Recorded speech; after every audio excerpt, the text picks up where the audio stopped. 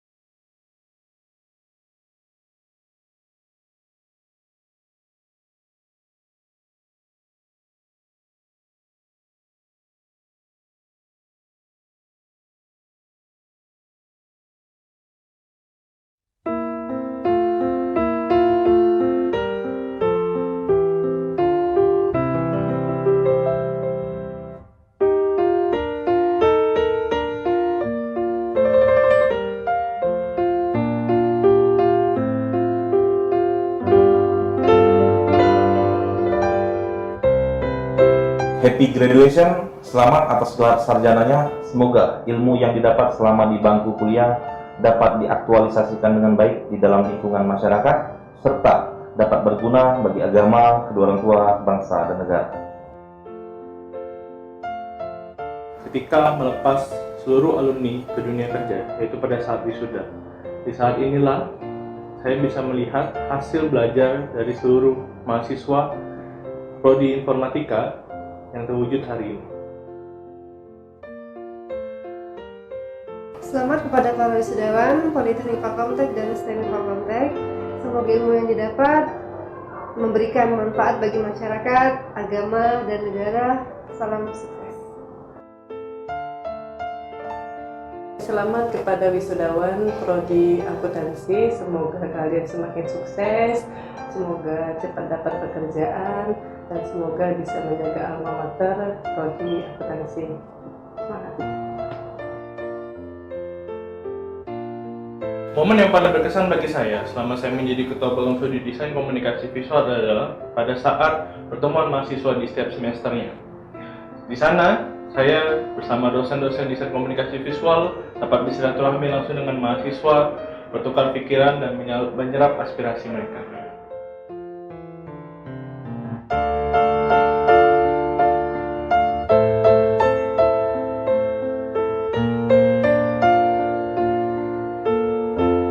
Momen yang paling berkesan selama saya menjabat sebagai Ketua Program Studi S1 Sistem Informasi yaitu meningkatnya akreditasi Prodi S1 Sistem Informasi menjadi predikat B dari Badan Akreditasi Nasional Perguruan Tinggi.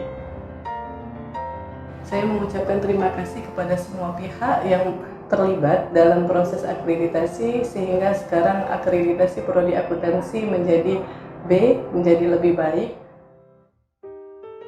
Hal yang paling berkesan itu adalah melakukan atau menjalani proses akreditasi.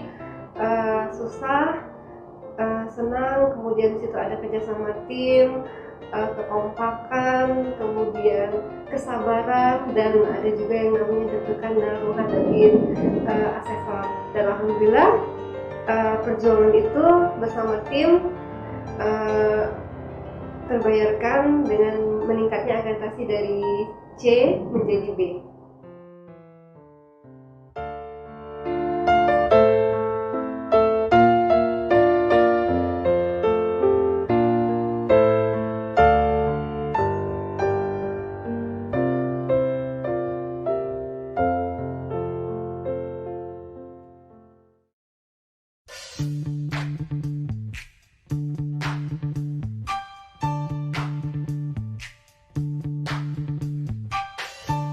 Selama berkuliah di STIM Pakomtek Prodi Informasi, ada banyak sekali yang saya dapatkan, terutama ilmu dalam hal pemrograman, desain, basis data, analisis sistem yang bisa saya terapkan untuk dunia kerja nantinya. Selain itu juga saya mempunyai teman-teman yang sangat baik terhadap saya. Pengalaman, teman banyak, ilmu yang belum pernah saya dapat dari sekolah. Yang saya dapatkan terutama adalah ilmu yang insya Allah bisa saya manfaatkan untuk kedepannya sebagai progres kerja saya di kemudian hari. Selama saya kuliah di Palkomtek, yang saya dapatkan adalah menambah wawasan dan juga kuliahnya bisa sambil kerja. Selama perkuliahan sih sebenarnya yang paling aku rasain sih ilmu yang belum pernah aku dapetin di masa sekolah. Jadi khususnya bidang fotografi dan videografi.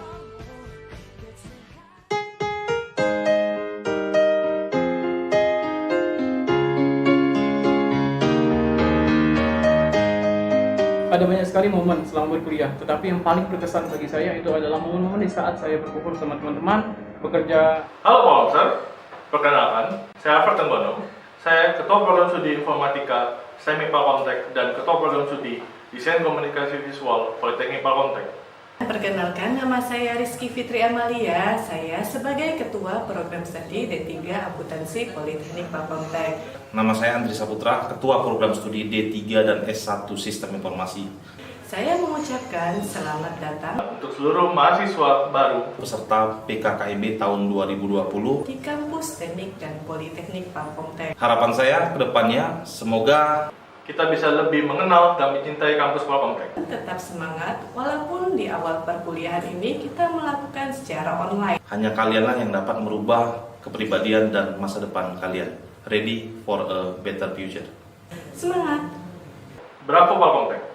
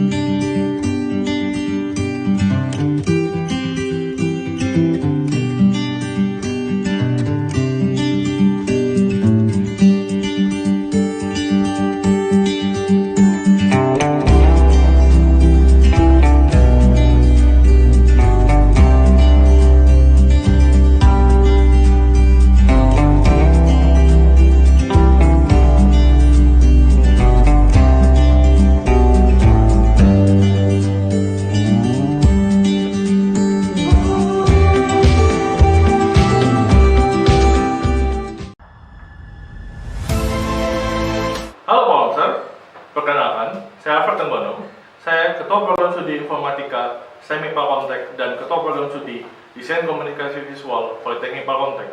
Perkenalkan, nama saya Rizky Fitri Amalia. Saya sebagai Ketua Program Studi D3 Akuntansi Politeknik Palkomtek. Nama saya Andri Saputra, Ketua Program Studi D3 dan S1 Sistem Informasi. Saya mengucapkan selamat datang Untuk seluruh mahasiswa baru Peserta PKKMB tahun 2020. di Kampus Teknik dan Politeknik Palkomtek. Harapan saya ke depannya, semoga kita bisa lebih mengenal dan mencintai kampus Palkomtek. Tetap semangat, walaupun di awal perkuliahan ini kita melakukan secara online. hanya kalianlah yang dapat merubah kepribadian dan masa depan kalian. Ready for a better future. Semangat! Berapa Palkomtek?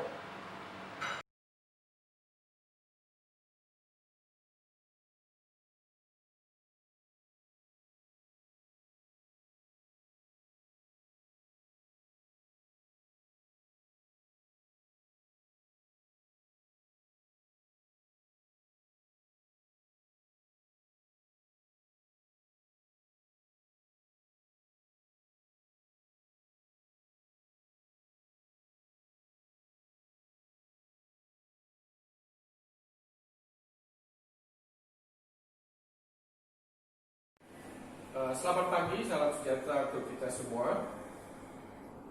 Puji dan syukur kita panjatkan kehadirat Tuhan Yang Maha Esa karena pada pagi hari ini kita diberikan kesempatan untuk bersama-sama memulai kegiatan PKKMB. PKKMB itu kepanjangannya adalah pengenalan kehidupan kampus bagi mahasiswa baru. Tahun ini adalah istimewa karena untuk pertama kalinya PKKMB kita lakukan secara virtual. Kita tahu bahwa kita sedang menghadapi masa pandemi dan kita juga tahu bahwa di masa-masa ini kita harus lebih kuat, lebih sabar dan juga lebih kreatif karena kita menghadapi situasi yang sebelumnya belum pernah kita hadapi. Harapan saya adalah walaupun dilaksanakan secara virtual, PKKMB ini tetap dapat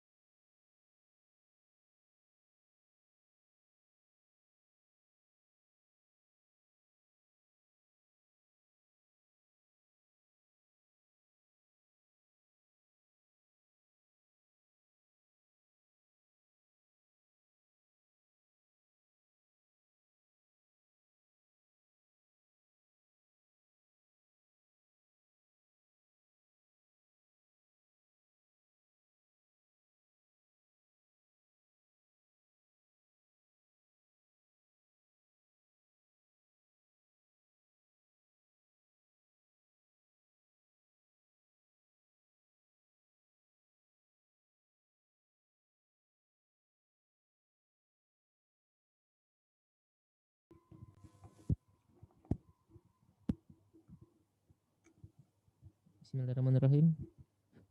Assalamualaikum warahmatullahi wabarakatuh. Salam sejahtera untuk kita semua. Baiklah, teman-teman, adik-adik, mahasiswa baru STEMIK Palkomtek dan Politeknik Palkomtek.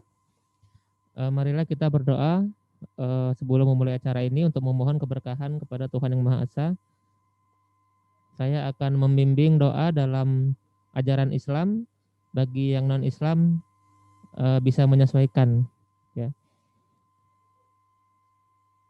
Bismillahirrahmanirrahim. Alhamdulillahirabbil alamin. Hamdan syakirin, hamdan hamidin, hamdan yuwafi ni'amahu wa yukafi'u mazidah. Ya Rabbana lakal hamdu kama yanbaghi li jalali wajhikal karimi wa azimi sultanik. Allahumma salli ala sayyidina Muhammadin wa ala alihi wa sahbihi wa salam. Salatan tunjina biha min jami'il ahwali wal afat wa taqdilana biha min jami'il hajat wa tutahhiruna biha min jami'is sayyi'at wa tarfa'una biha indaka 'alad darajat wa tuballighuna biha aqsal ghayat min jami'il khairati fil hayati wa ba'dal mamat. Allahumma aslih lana dina allati huwa ismatu amrina wa aslih lana dunyana allati huwa ma'asuna wa aslih lana akhiratan lana allati huwa ma'aduna waj'alil mauta rahatan lana min kulli syarr waj'alil hayata ziyadatan lana fi kulli khair. Allahumma rabbana taqabbal minna salatana wa siyamana wa qiyamana wa ruku'ana wa sujudana wa qu'udana wa tadarru'ana wa taqassu'ana wa ta'abudana wa tamim taksirana ya Allah ya rabbal alamin. Ya Allah, ya Tuhan kami, pada hari ini kami keluarga besar STEMIK Palkomtek dan Politeknik Palkomtek tengah mengadakan kegiatan pengenalan kehidupan kampus bagi mahasiswa baru. Oleh karena itu ya Allah, limpahkanlah keberkahan dan keridhaan-Mu pada kegiatan ini. Jadikanlah kegiatan kami pada hari ini dapat mempererat tali silaturahmi dan kekeluargaan di antara kami, meskipun harus terpisah jarak dan ruangan. Ya Allah, ya Tuhan kami, saat ini kami masih dalam kondisi pandemi virus corona atau COVID-19. Oleh karena itu ya Allah, lindungilah kami dan keluarga kami serta saudara-saudara kami dari penyakit tersebut. Berikanlah kesembuhan dan kesehatan bagi saudara-saudara kami yang saat ini tengah menghadapi penyakit tersebut, dan berikanlah pula kekuatan serta kesabaran bagi para dokter dan tenaga medis dalam berjuang untuk mengatasi penyakit ini. Ya Allah, kami mohon kepadamu, angkat dan lenyapkanlah penyakit ini dari kami ya Allah, agar kami dapat kembali beraktivitas seperti biasa, seperti belajar, bekerja dan beribadah kepadamu seperti sedia kala. Ya Allah, ya Tuhan kami, ampunilah dosa-dosa kami, dosa kedua orang tua kami, dosa guru-guru kami, dosa para pahlawan yang gugur membela negara ini, dosa para pemimpin kami, dan dosa saudara-saudara kami semuanya ya Allah. Rabbana atina fid dunya hasanah wa fil akhirati hasanah wa qina adzabannar. Rabbana sirif anna adzab jahannam inna adzabaha kana gharama. Allahumma ighfir lana wa liwalidina warhamhum kama rabbauna shighara wa li jami'il muslimina wal muslimat wal mu'minina wal mu'minat al ahya'i minhum wal amwat innaka ala kulli syai'in qadir. Rabbana atina fid dunya hasanah fil akhirati hasanah wa qina adzabannar.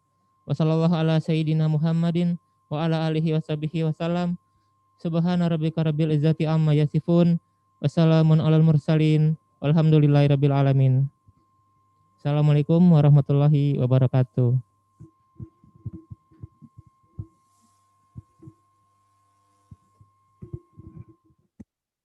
Terima kasih kepada Bapak Eka Andi Sugara yang telah membacakan doa pada pagi hari ini. Ya, semoga acara kita pada hari ini diberikan hikmah dan berkah oleh Allah Subhanahu wa taala. Oke. Jadi kan tema kita hari ini mengenai pengenalan kehidupan kampus mahasiswa baru STMI Palkomtek dan Politeknik Palkomtek tahun 2020. Mungkin ini adalah matrikulasi yang pertama kali dilaksanakan secara online karena biasanya kita secara offline ya. Tapi harapan saya kepada teman-teman itu tidak mengurangi antusias kalian selama mengikuti matrikulasi kita ya, dari hari ini, besok sampai tanggal 25 ya. Oke. Untuk acara selanjutnya yaitu kata sambutan sekaligus pembukaan acara Yang pada kesempatan kali ini akan disampaikan oleh Bapak Benedictus Effendi. Selamat menyaksikan. Selamat pagi, salam sejahtera untuk kita semua. Puji dan syukur kita panjatkan kehadirat Tuhan Yang Maha Esa karena pada pagi hari ini kita diberikan kesempatan untuk bersama-sama memulai kegiatan PKKMB. PKKMB itu kepanjangannya adalah pengenalan kehidupan kampus bagi mahasiswa baru. Tahun ini adalah istimewa karena untuk pertama kalinya PKKMB kita lakukan secara virtual. Kita tahu bahwa kita sedang menghadapi masa pandemi dan kita juga tahu bahwa di masa-masa ini kita harus lebih kuat, lebih sabar dan juga lebih kreatif karena kita menghadapi situasi yang sebelumnya belum pernah kita hadapi. Harapan saya adalah walaupun dilaksanakan secara virtual, PKKMB ini tetap dapat berjalan dengan baik. Adik-adik mahasiswa baru, pertama saya mengucapkan selamat datang di Palkomtek dan mengucapkan terima kasih kepada Anda semua yang telah memilih Palkomtek sebagai tempat Anda untuk mengembangkan diri melalui kuliah sesuai prodi kalian masing-masing. Melalui PKKMB ini kita harapkan Anda bisa mengenal bagaimana sistem pendidikan tinggi di Indonesia, bagaimana proses pembelajaran yang terjadi di Palkomtek, bagaimana aturan-aturan akademik yang kalian harus ikuti, bagaimana juga proses-proses mulai dari kalian masuk kuliah sampai nanti tamat. Oleh sebab itu nanti mohon bersabar karena memang banyak yang bentuknya dalam bentuk ceramah. Ada juga nanti kesempatan untuk berdiskusi. Gunakan dengan baik kesempatan ini supaya Anda bisa betul-betul bisa siap memulai kuliah Anda di Palkomtek ini. Tentu saya berharap kakak-kakak tingkat Anda sebagai pembimbing bisa membantu agar proses ini juga bisa berjalan dengan baik. Juga Bapak Ibu dosen bisa berpartisipasi aktif dalam kegiatan ini supaya tujuan dari PKKMB ini dapat kita capai. Harapan saya adalah walaupun kita lakukan secara online, semua tujuan dari PKKMB ini dapat dicapai. Oleh sebab itu mohon yang menjalankan PKKMB-nya dari rumah itu tolong disiapkan situasi yang mendukung, diberitahu ke orang-orang di rumah bahwa Anda sedang ada kegiatan. Jadi jangan sampai nanti ada instruksi-instruksi yang tidak perlu sehingga Anda terganggu dalam mengikuti PKKMB ini. Begitu juga mungkin ada yang mengikuti PKKMB ini mungkin dari kantor. Karena saya tahu sebagian mahasiswa kita sudah bekerja, mohon izin kepada pimpinan Anda di kantor bahwa Anda sedang ikut PKKMB. Yang lain adalah ketika nanti Anda menghadapi kendala teknis, saya sudah mengingatkan kepada panitia bahwa kakak-kakak tingkat yang membimbing kalian di kelompok itu akan bisa membantu Anda untuk mengatasi masalah teknis ini. Tapi kita berdoa bersama agar kegiatan ini tetap bisa berjalan dengan baik dan lancar. Demikian sambutan dari saya untuk pembukaan PKKMB ini.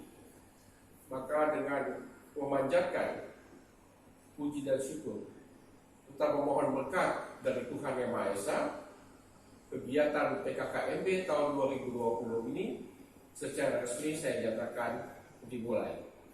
Terima kasih.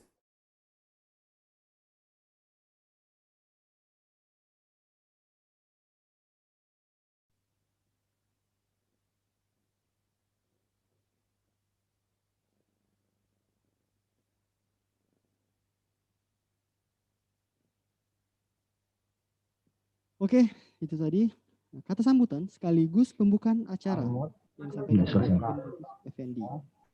Nah, sekarang kan kita mau lanjut ke acara selanjutnya.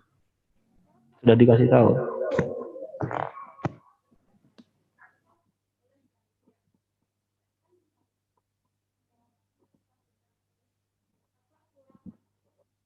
Tapi sebelumnya kita tunggu dulu. Pak Surahmat apakah sudah siap? Oke. Sebentar ya.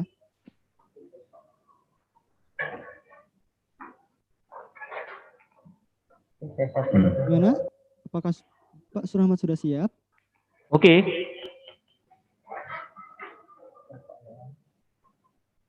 Win? Oke. Oke, Win. Oke, buat teman-teman tolong ya, selama pembacaan peraturan dan informasi pengarahan peserta oleh panitia tolong disimak ya. Bila perlu dicatat nggak apa-apa ya, untuk mengingatkan kalian semua.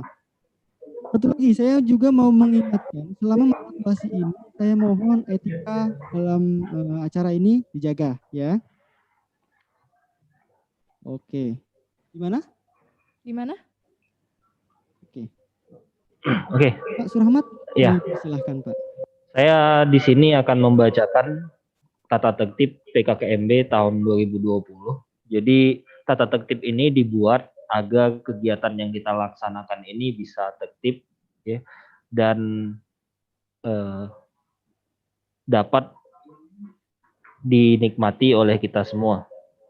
Oke, untuk tata tertib PKKMB 2020 bisa adik-adik semua bisa lihat di slide bahwasanya ini adalah kegiatan pengenalan kampus bagi mahasiswa baru, baik itu STMIK maupun Politeknik Palkomtek untuk angkatan 2020. Nah, dikarenakan kegiatan ini dilangsungkan secara online, maka kita ada beberapa peraturan yang nanti tolong kita sama-sama untuk dipatuhi.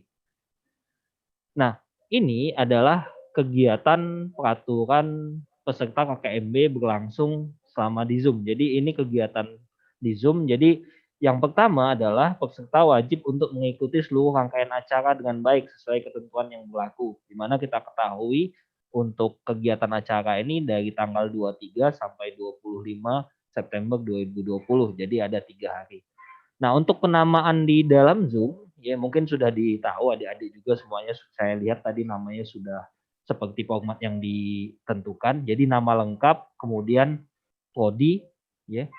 Nah, kemudian untuk mengikuti PKKMB 2020 ini, silakan adik-adik semuanya posisi duduknya sopan dan pencahayaannya baik. Jadi gambar kalian bisa terlihat dan juga bisa kami perhatikan, yaitu yang mana yang fokus, yang mana yang tidak. Nah, kemudian kita diminta untuk menghidupkan video dan mematikan audio. Jadi jangan ada yang suaranya di mute, jangan ada suara lain yang masuk selama kegiatan ini berlangsung. Nah, untuk absensi itu 15 menit sebelum acara PKKMB 2020 berlangsung.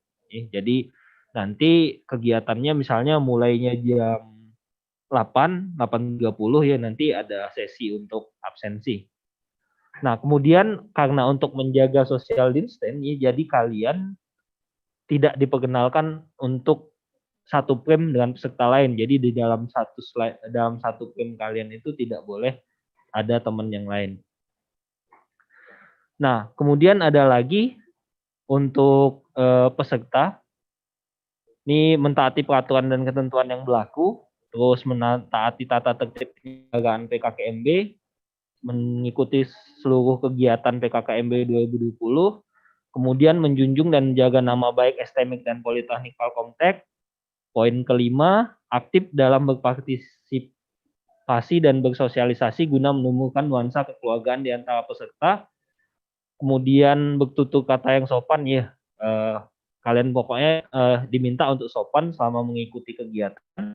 Nah, terus menghormati, menghargai, bersikap santun pada seluruh peserta sivitas akademik. Nanti kan kalian ada tempat chat, jadi kalau misalnya ada yang mau ditanyain dengan kakak-kakak pembimbing atau dengan panitia, silakan dilakukan di forum tersebut, dilakukan dengan sopan. Nah, kemudian untuk mengikuti instruksi panitia PKKMB 2020 demi kelancaran seluruh proses kegiatan. Nah, ini sekedar mengingatkan untuk kegiatan nih. Jadi kegiatan kita 3 hari, untuk hari ke-1 dan ke-2, jadi kalian diminta untuk kemeja putih, kemudian bawahannya hitam, bisa pakai celana, untuk yang cewek bisa pakai rok gitu. Nah, untuk hari ketiga itu diganti bajunya, baju kaos yang kalian adik-adik kemarin sudah dapatkan, itu baju kaos I Love Palcomtech dan celana rok hitam. Intinya posisinya harus tetap sama sopan nih. Nah, kemudian ada larangan-larangan ya bagi peserta PKKMB 2020. Yang pertama, dilarang melanggar peraturan ketertiban yang berlaku di STMIK dan Politeknik Palcomtech ya. Ya, kalau misalnya via Zoom, intinya tolong bersikap yang sopan ya. Nah, kemudian kedua, memakai kosmetik yang tidak wajar ya. Itu jadi dilarang untuk memakai pakaian yang aneh-aneh gitu. Terus keluar masuk aplikasi Zoom nih, dengan catatan kalau memang ada gangguan sinyal, kalian bisa chat dengan pembimbing kelompok masing-masing. Jadi bisa dikoordinasikan.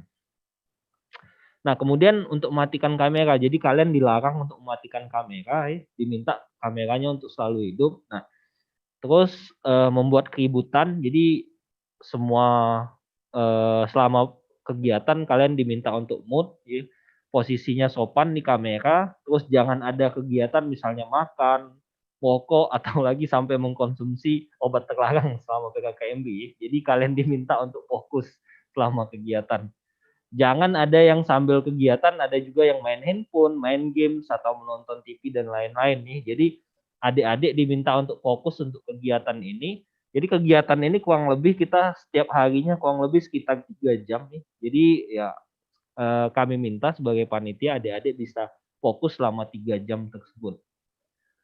Nah, ini yang terakhir nih. Jadi selama ada itu, ini nanti kita akan melakukan yang namanya sanksi. Sanksi pertama adalah kita tegur adik-adik siapa yang buat masalah atau misalnya kami rasa tidak sopan, kami akan melakukan teguran.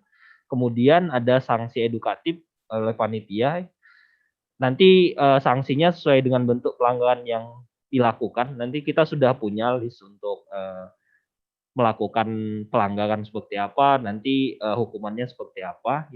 Nah, terus yang paling penting adalah yang ketiga nih, apabila kalian sudah ditegur, terus sudah diberi sanksi, tapi tetap saja masih tidak mengikuti peraturan, maka kalian akan dinyatakan tidak lulus kegiatan PKKMB ini dan akan mengulang di tahun depan. Jadi PKKMB ini merupakan salah satu syarat wajib untuk dalam pengurusan PKL atau skripsi. Jadi adik-adik tidak bisa selesai kalau misal selesai pembelajaran di STMIK Politeknik Palcomtech apabila tidak mengikuti kegiatan ini.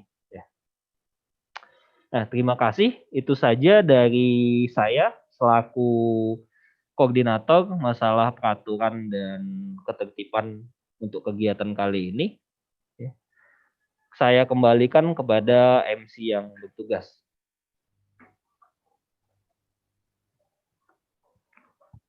Oke, terima kasih pada Bapak Surahmat yang telah menyampaikan peraturan dan informasi pengarahan peserta oleh panitia. Jadi poin-poinnya ingat dicatat ya.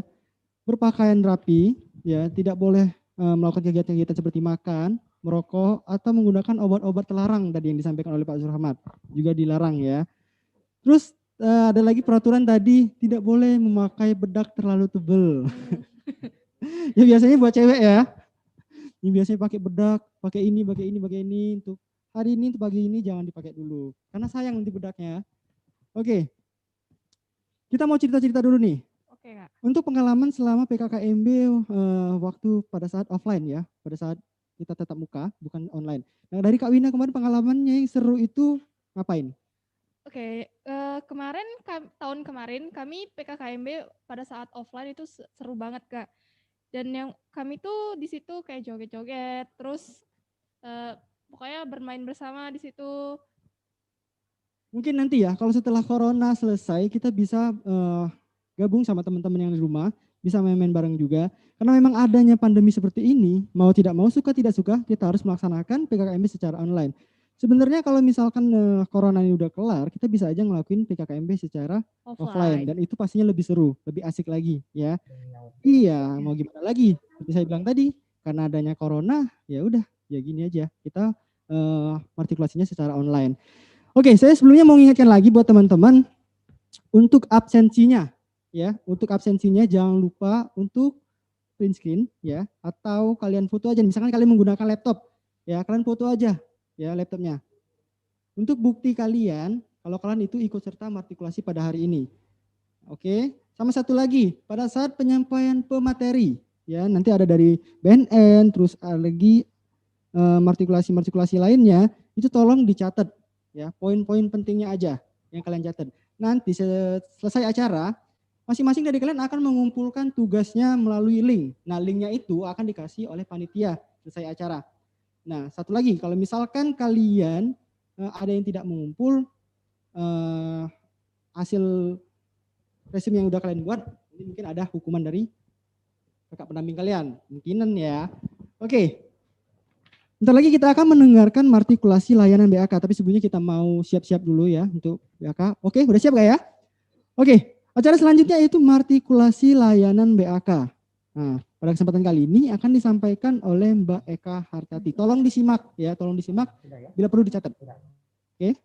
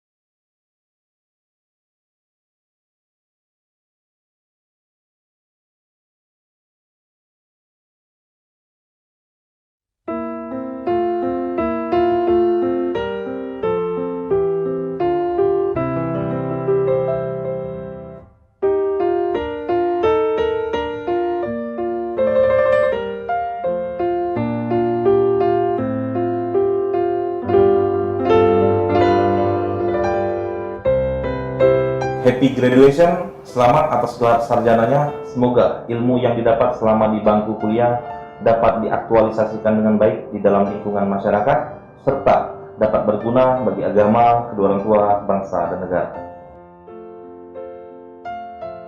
Ketika melepas seluruh alumni ke dunia kerja, yaitu pada saat wisuda, di saat inilah saya bisa melihat hasil belajar dari seluruh mahasiswa Prodi Informatika yang terwujud hari ini.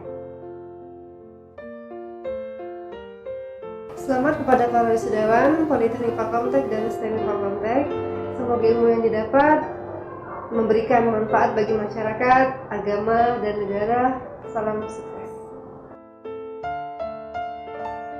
Selamat kepada wisudawan Prodi Akuntansi, semoga kalian semakin sukses, semoga cepat dapat pekerjaan, dan semoga bisa menjaga alma mater Prodi Akuntansi. Semangat! Momen yang paling berkesan bagi saya selama saya menjadi Ketua Program Studi Desain Komunikasi Visual adalah pada saat pertemuan mahasiswa di setiap semesternya.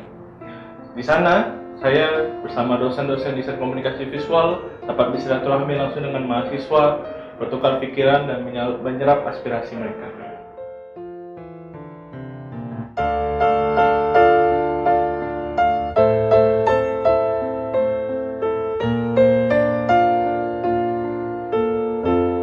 Momen yang paling berkesan selama saya menjabat sebagai Ketua Program Studi S1 Sistem Informasi yaitu meningkatnya akreditasi Prodi S1 Sistem Informasi menjadi predikat B dari Badan Akreditasi Nasional Perguruan Tinggi.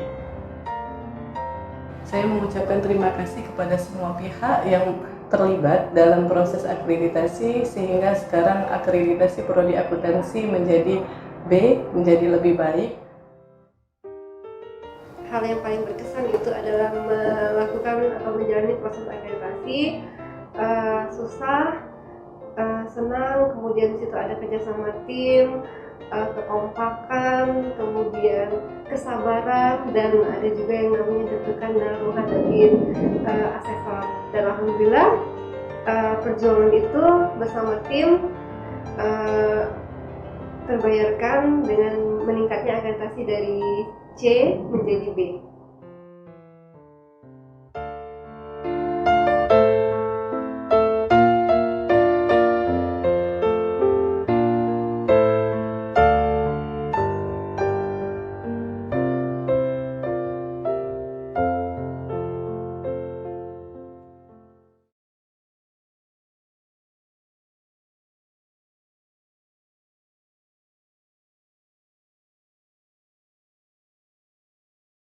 Selama berkuliah di STIM Fakomtek Prodi Informasi, ada banyak sekali yang saya dapatkan, terutama ilmu dalam hal pemrograman, desain, basis data, analisis sistem yang bisa saya terapkan untuk dunia kerja nantinya. Selain itu juga saya mempunyai teman-teman yang sangat baik terhadap saya.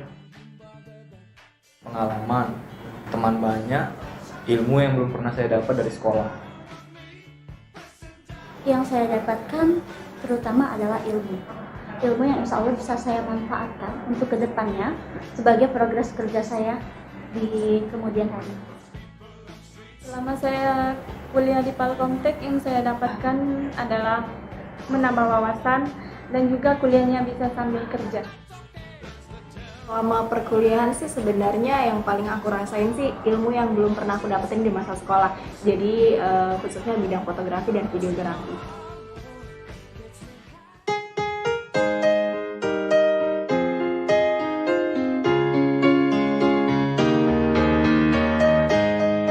Ada banyak sekali momen selama berkuliah, tetapi yang paling berkesan bagi saya itu adalah momen-momen di saat saya berkumpul sama teman-teman, bekerja untuk menyelesaikan tugas bersama-sama, diskusi bersama, itu yang paling berkesan. Pada saat awal masuk kuliah, PKKMB, belajar, dan kegiatan organisasi. Alhamdulillah semuanya sangat berkesan, tapi momen yang paling berkesan pada saat jam perkuliahan, karena di situ kita dapat melihat semua karakteristik teman-teman saya. Selama kuliah di Palkomtek yaitu bisa kumpul sama teman-teman. Pada saat awal-awal kuliah nih, karena jadwalnya yang fleksibel, jadi bisa ketemu teman-teman baru dan gak bosen gitu.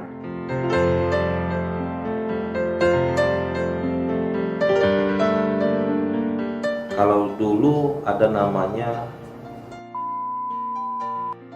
ada Wisudawan yang paling berkesan bagi saya adalah karena dia adalah Banyak ya, salah satunya itu ada anak-anak gengnya.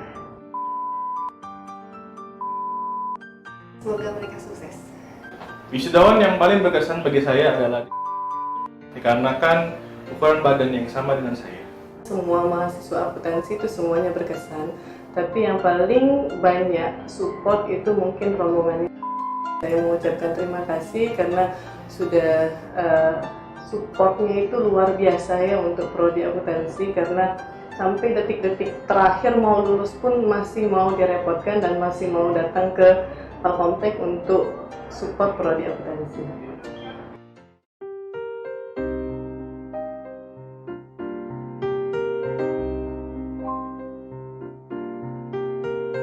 Harapan saya untuk prodi S1 Sistem Informasi Sistemik Palkomtek semoga menjadi prodi yang paling banyak peminatnya, menghasilkan lulusan yang dapat berkompeten di dunia kerja, dan akreditasi dapat lebih meningkat dari yang sekarang. Harapan saya untuk program studi S1 Informatika, semoga akreditasinya lebih baik, lebih bagus, dan lulusannya lebih berkompeten. Yang saya harapkan, Prodi D3 Sistem Informasi dapat meluluskan mahasiswa-mahasiswa yang berintegritas tinggi. Harapan saya untuk program D3 akuntansi semoga menambah peminatnya untuk tahun selanjutnya. Oke, harapan saya sih sebenarnya buat desain komunikasi visual, semoga bisa menciptakan lulusan-lulusan desainer yang berkompeten untuk industri kerja.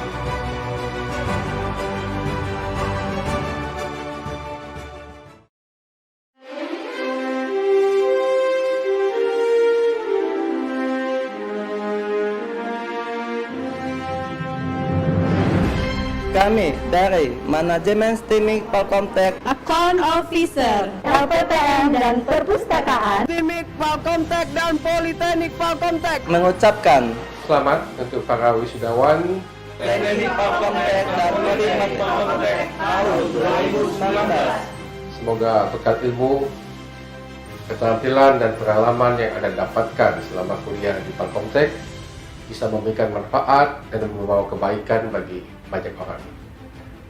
Selamat dan sukses. Halo Pak Officer, perkenalkan, saya Alfred Tenggono. Saya Ketua Program Studi Informatika STEMIK Palkomtek dan Ketua Program Studi Desain Komunikasi Visual Politeknik Palkomtek.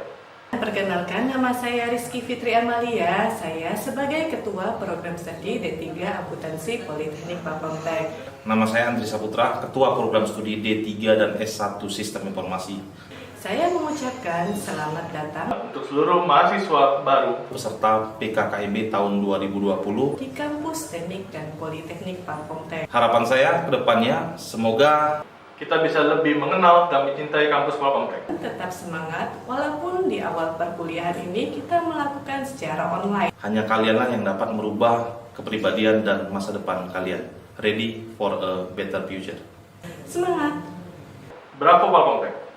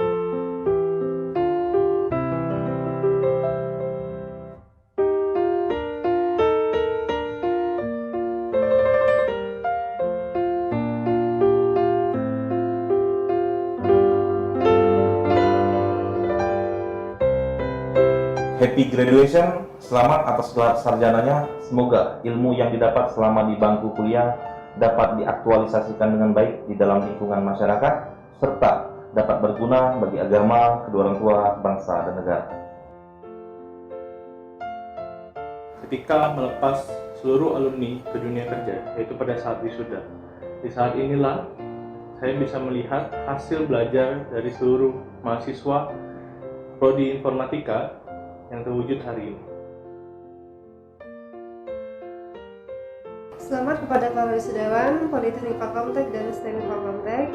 Semoga ilmu yang didapat memberikan manfaat bagi masyarakat, agama, dan negara. Salam sukses.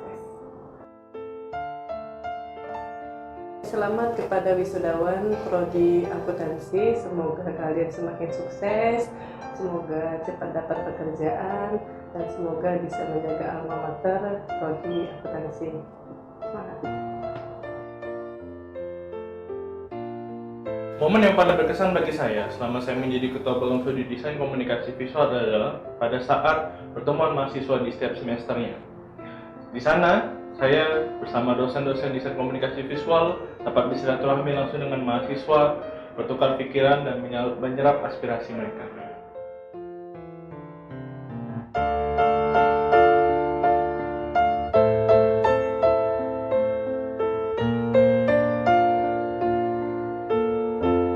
Momen yang paling berkesan selama saya menjabat sebagai Ketua Program Studi S1 Sistem Informasi yaitu meningkatnya akreditasi Prodi S1 Sistem Informasi menjadi predikat B dari Badan Akreditasi Nasional Perguruan Tinggi.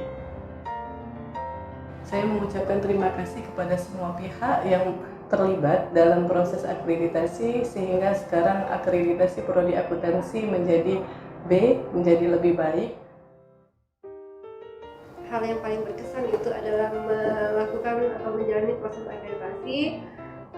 Susah, senang, kemudian di situ ada kerjasama tim, kekompakan, kemudian kesabaran, dan ada juga yang namanya deg-degan dalam menghadapi asesor. Dan alhamdulillah perjuangan itu bersama tim terbayarkan dengan meningkatnya akreditasi dari C menjadi B.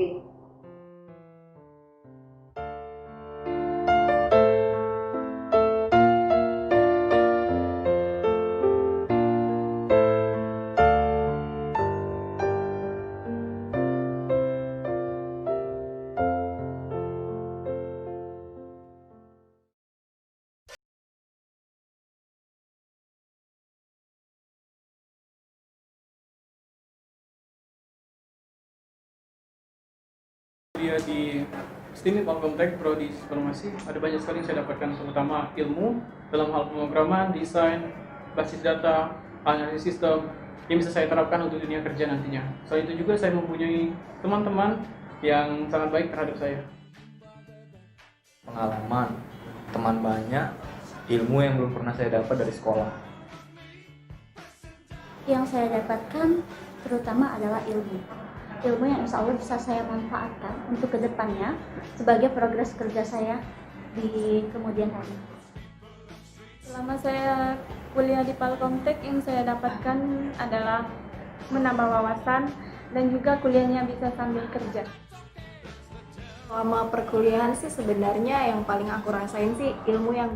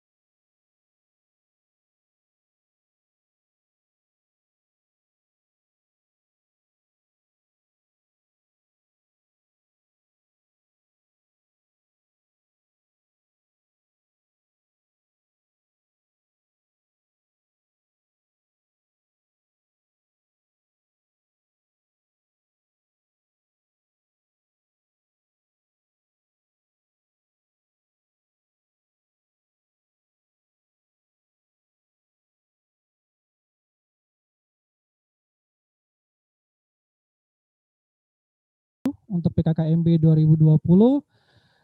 Masih tetap semangat, mudah-mudahan walaupun dalam suasana yang agak sedikit berbeda dari tahun ke tahun ya.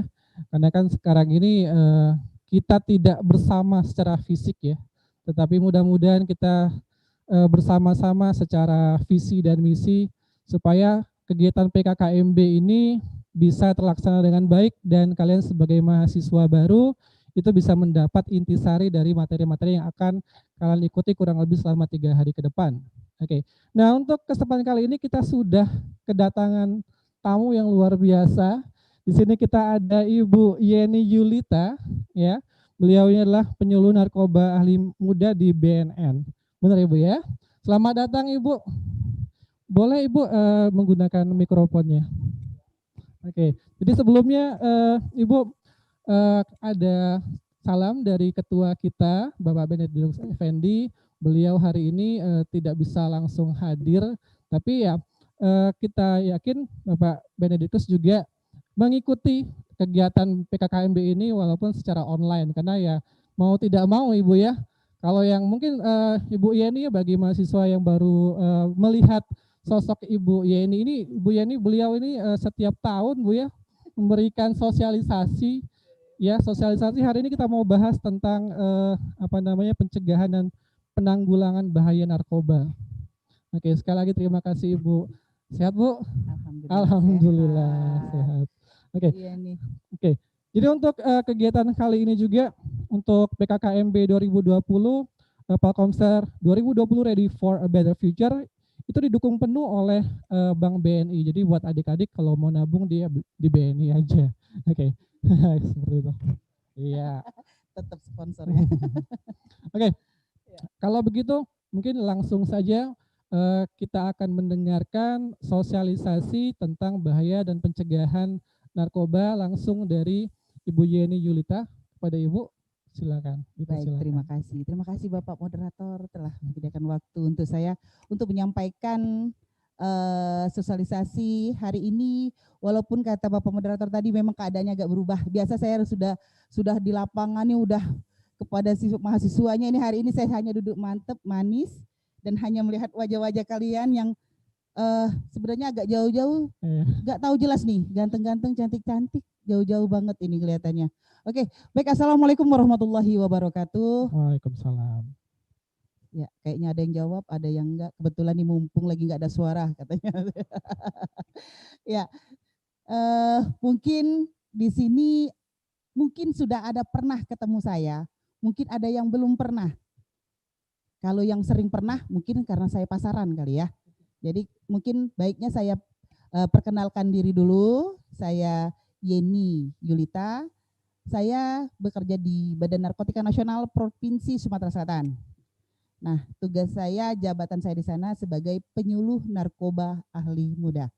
Jadi memang yang nyuluh-nyuluh kata wong tuh lah tugas aku nian. Cuman kalau di BNN itu sekarang ini SKM itu bukan lagi Sarjana Kesehatan Masyarakat. Kemarin-kemarin dikasih tahu juga, SKM itu segala kegiatan melo. Jadi mulai dari sosialisasi, tes urin, kadang-kadang melo nangkep pulau. Nah itulah namanya SKM, segala kegiatan melo. Baiklah, pada hari ini mungkin karena durasinya berapa lama Pak? 30 menit kurang lebih. 30 menit, itu langsung saya tanya jawab. Boleh. Jadi karena saya tidak langsung bertatap muka, cuma tatap muka lewat ini ya, karena sesuai dengan protokol kesehatan. Jadi awalnya saya pakai masker nih, katanya pakai ini aja Bu, biar kelihatan wajah. Untung saya pakai lipstik, kalau enggak jelas cantiknya ya. Ya baik. Jadi Badan Narkotika Nasional Provinsi Sumatera Selatan ini bertugas 3 tupoksi. Ada 3 tupoksinya. Saya jelasin dulu ya. Kenapa sih BNN yang dipanggil? Kenapa BNN sih yang menangani? Kenapa BNN yang bernaung di sini? BNN adalah Badan Narkotika Nasional. Jadi semua urusan yang menyangkut dengan namanya narkotika adalah di bawah naungan BNN. Sedangkan sekarang ini orang menyebutkan narkoba. Narkoba itu lebih luas loh. Narkoba lebih luas. Kalian mungkin bisa lihat di mbah Google. Ya, di mbah Google gampang. Narkoba itu gini-gini. Nah, saya jelasin. Kenapa bukan badan narkoba, tetapi badan narkotika? Karena memang yang kita naungi, yang kita urus hanya tentang narkotika. Badan narkoba luas. Narkotika. psikotropika, bahan adiktif. Itulah narkoba. Narkoba, narkotika, psikotropika, bahan adiktif. Makanya disimpulkan jadi narkoba. Nah, kita di BNN ini hanya menaungi tentang narkotika. Sekarang kita bahas dulu narkotika nih. Narkotika yang lagi booming. Sabu. Ini Bapak moderator nih kira-kira tahu nggak selain sabu? Ganja, Bu. Ganja. Wah, jangan-jangan nih pakai juga. Sering ayal nggak ya? Apalagi nih kira-kira? Apa ya, Bu? Karena saya ya agak kurang tahu. Kurang kalau jelas gitu. ya, kurang paham. Ya, mungkin kalau sebagai informasi ya apa sabu, ganja, ekstasi masih ada, Bu, gitu. Oke. Apalagi, Bu? Ya. Itu seolah-olah saya itu tahu Salah pengguna atau pengguna ya. enggak. Kayak gitu Semua ya. semua orang yang ada di lingkungan Palkomtek itu bebas narkoba. Kita boleh mengetahui, boleh mengetahui, memahami, tapi jangan menggunakan. Boleh mengetahui, memahami itu maknanya, manfaatnya apa, efek ke kitanya apa. Itu yang kita harus pelajari. Tetapi jangan sampai kita menggunakan. Boleh tahu, boleh paham. Kadang Anda mau tahu lah, Bu, boleh. Karena kadang terjadi penyalahgunaan itu ketika orang kurang pengetahuan atau ketidaktahuan dan ada lagi ketidakpedulian. Nah itu, ketidakpedulian. Bodoh lah. Orang juga make situlah, Bu, paling-paling mereka udah ditangkap, udah keluar juga nanti. Kan gitu. Nah itu ketidakpedulian. Ketidaktahuan. Ketidaktahuan apa efeknya, ketidaktahuan apa ini manfaatnya. Sebenarnya tidak ada, kalau untuk manfaat ada. Cuman bukan berarti di narkotika ini bermanfaat, ada manfaatnya. Contoh, seperti ganja. Kan ganja dulu ya, kalau sekarang ukuran sekecil pun tidak boleh. Kalau dulu masih kita diperbolehkan. Kalau dulu untuk penyedap makanan tuh, Pak. Penyedap makanan. Katanya kalau rumah makan Padang, kalau udah make ada dikasih ganja dikit, mantap. Orang nak itu apa? Kalau sudah makan situ mau balik lagi ke situ katanya. Nah, sekarang ini yang dikatakan penyalahguna, orang yang menggunakan tidak sesuai dengan aturan atau takaran. Nah, ini yang ditakutkan. Ganja nih digunakan untuk penyedap makanan. Kalau digunakan dalam 1 kilo daging, 1 kilo ganja kan itu lumayan ngeheng maksudnya gitu. Jadi kan tidak diperbolehkan, itu dikatakan penyalahguna. Sama seperti obat. Sekarang ini lagi ngetren di daerah-daerah pakai komik. Kenapa sih, Bu? Kan komik itu obat, benar. Komik itu obat, digunakan misalnya 3 kali sehari, pagi, siang, malam, misalnya kayak gitu 3 hari anjuran dok.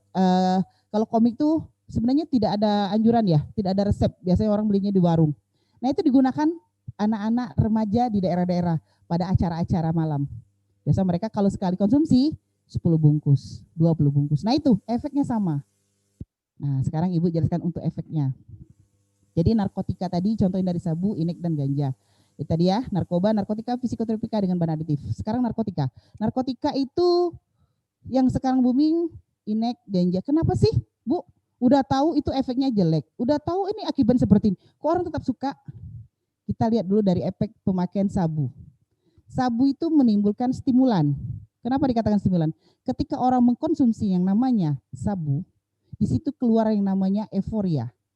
Jadi ketika orang nih, makanya sekarang dijadikan alasan ketika orang lagi galau, lagi banyak masalah, udah deh kita pakai itu dulu deh bro. Kalau udah pakai itu, udah berapa sudah tenang. Padahal itu salah. Karena memang kalau dilihat dari sisi pendek dan sisi panjang beda. Ketika dimanfaatkan sisi pendek, ketika dia pakai sabu, dalam waktu hitungan berapa menit, memang terasa ngeplay, euforia. Dia berkeringat, dia mulai merasa tidak ada beban lagi, mulai semuanya tuh merasa tidak ada masalah. Itu saat itu. Ketika zat habis, kenapa tidak diperbolehkan? Ketika zat habis, nah itu rata-rata kan orangnya pada mulai down, mulai tidak mau bersosialisasi, mereka badannya lesu. Kata-kata anak muda sekarang kalau sudah pakai sabu tuh, badan aku nih Bu sakit nah Bu, cak digebuk sekampung. Itu selalu alasan mereka. Ketika selesai pakai narkotika itu sejenis sabu, badan mereka itu kayaknya sakit Bu, kayak digebuk sekampung. Lah terus makanya aku pakai lagi Bu biar gak sakit. Ya terus itu akhirnya. Nah itu ketika mereka di masa yang mereka tadi merasa punya masalah, punya beban, ketika mereka make ini ada kandungan euforia, itu semua hilang. Itu kata mereka, ya enggak? Karena kita nggak make, nggak tahu ya. Tapi itu euforia di dalam itu, stimulan. Jadi memang kadang alasan ada lagi itu bagi yang mereka yang bekerja. Itu alasan mereka apa sih? Itulah Bu, kalau aku pakai itu, aku jago malam nih Bu. Kadang aku sampai disuruh terus sampai 24 jam. Sampai pagi aku lemes. Tapi kalau aku nyabu Bu, sehat Bu. Sampai pagi aku tahan. Itu yang untuk bekerja. Kalau anak-anak, aku nih Bu ulangan, ngapal. Jadi kaget pagi besok aku nih lemes. Kalau aku sabu ke Bu, agak tenang juga. Itu alasan mereka. Karena itu tadi, di dalam kandungannya tadi ada yang namanya euforia, bisa membuat stimulan. Nah itu yang namanya sabu. Karena pemakaian sabu juga kan tidak mesti di daerah seperti apa. Diam-diam di kamar mandi bisa. Dibawa di dalam toilet bisa. Di bawah tempat tidur pun bisa. Kalau mau kayak gini. Nah susah juga dia karena cuman cukup alatnya itu pakai sabu ya udah selesai. Nah itu untuk sabu, jenis sabu. Nah untuk jenis ekstasi. Kalau ekstasi ini kan di daerah ya di dalam suasana yang hingar-bingar lah. Dia kalau pakai ekstasi, kalau nggak azab-azab, nggak ada musik, nggak mungkin enak, nggak bisa. Nah makanya sekarang pemerintah menekankan untuk setiap acara, apalagi sekarang sejak zaman COVID ya, acara kalau dulu 8.12 istilah orang Palembang ya, 8.12. Kalau sekarang kan cuma jam 10 sampai 4 itu nggak boleh ada acara-acara musik-musik. Kalau di daerah kadang masih, mereka pakai pesta-pesta nih selesai sampai jam 4 subuh. Bahkan dibatasi nih katanya, sudah MOU dengan semua instansi pemerintah bahwa jam 12 malam sudah ditutup, tidak ada musik remix. Tapi nyatanya tetap ya karena itu kebutuhan masyarakat. Nah ini, yang kita putuskan rantai ini, kebutuhan masyarakat ini, kebutuhan manusia, kebutuhan manusiawi. Nah ini, jadi tadi kenapa sih sabu itu enak katanya, inek itu enak, ganja itu enak ngeplay kalau sudah pakai, itu tadi. Di dalam kandungan narkotika ini memang bahaya. Untuk efek jangka pendek memang bagi mereka bermanfaat, yaitu tadi. Kalau lagi galau, kalau sudah ngimeng kan enak ngeplay, ngayal. Aduh, kayak misalnya nih ada nenek-nenek lewat kayak Putri Duyung kayak gitu kan. Itu inek. Mereka yang biasa di acara di pesta-pesta nih. Biasanya kan kalau kayak minum-minum aja kan masih bawanya nggak sadar. Tapi kalau pakai musik kan asik mereka. Nah itu untuk ekstasi. Kalau untuk sabu, itu tadi ketika mereka punya permasalahan, ketika mereka pakai sabu, sudah stimulan, sudah selesai masalah. Tapi itu untuk jangka pendek. Ketika jangka panjang, banyak sekali dampak mereka ke jangka panjang. Pertama, ada yang namanya habitual. Ketika mereka narkotika ya, yang kita pakai tadi, timbullah yang namanya habitual. Apa sih Bu habitual? Habitual tuh kalau kata kita tuh Palembang tuh ngangeni, kalau pacaran tuh selalu kangen, pengen telepon-teleponan. Kalau LDR tuh kan, telepon PC kangen. Nah sama, orang pakai sabu itu menimbulkan habitual awalnya. Ngangeni, ngapa sih ngangeni? Ketika terngiang, ketika aku punya masalah, kok aku pakai sabu, aku bahagia nih. Kok aku pakai sabu, aku seneng. Kok aku pakai sabu rasanya gak ada masalah. Kok aku pakai, ketika aku nyimeng gelek, ngeplay udah enak banget. Kok aku kalau pakai inek ya, kalau aku lagi ada acara, mantep banget rasanya. Gak ada beban, gak ada sakit, gak ada ngantuk, gak ada ini. Itu habitual. Pertama yang ditimbulkan, habitual, ngangeni. Ketika habitual sudah ada di tubuh kita, timbullah yang namanya adiktif, ketergantungan. Kenapa sih Bu ketergantungan? Nah itu tadi, kan dia sudah merasa enak. Nah ini tadi, sudah dia pakai sabu, rasanya kan badannya sudah digebuk nih Pak, katanya, sakit banget nih Bu. Aku pakai ini sabu, enak lagi. Oke lagi, mulai lagi, enak lagi, pakai lagi. Ya itu, akhirnya ketergantungan. Nah ini sifatnya yang ditimbulkan dari narkotika. Sifat ketiga adalah timbulnya toleran. Apa tuh toleran? Toleran itu adalah sesuatu yang sudah menyatu di tubuh, susah untuk dinetralkan lagi. Contoh, kalau orang sudah penyalahguna yang sudah tingkat 3 nih, dia itu kan ada yang coba-coba, ada yang namanya korban, ada yang namanya penyalahguna. Nah, ketika dia sudah penyalahguna yang sudah tingkat 3, mereka itu merasa bahwa kebutuhan itu harus. Jadi kalau kita dengar, kalau itu biasa, serem ya, dia pakai sabu tuh. Padahal dia baru pakai sebulan sekali, 1 minggu. Kalian tidak tahu ada orang yang pakai dari pagi sampai malam konsumsi sabu. Jadi pagi dia pakai berapa kali sud? siang pakai lagi, malam pakai lagi, terus. Itu sudah toleran. Malah kalau kita bilang kalau pakai sabun nih orang bisa nggak tidur nih Bu. Iya, orang bisa gini ya. Tetapi kok ada orang dia sudah sabu, pagi nyabu, kadang sore dia bisa tidur. Itu tadi, dia udah toleran. Nah, diiringi dengan apa? Kadang mereka bisa untuk menetralkan. Misalnya kan kalau orang pakai sabun tuh nggak enak makan ya, nggak ini. Dia pakai gele, cimeng nih, ngokok. Jadi agak-agak ada juga nafsu makannya itu. Itu yang sudah toleran, itu yang kita takutkan. Kalau sudah habitual, sudah adiktif, dan akhirnya ketoleran, inilah yang memang tidak dapat kita banget ya. Orang yang menggunakan narkotika, saya tekankan sekali lagi buat kalian, orang yang sudah menggunakan narkotika tidak akan pernah sehat, tetapi hanya bisa pulih. Kenapa sih Bu begitu? Berarti orang-orang yang lain itu tidak ada yang sehat.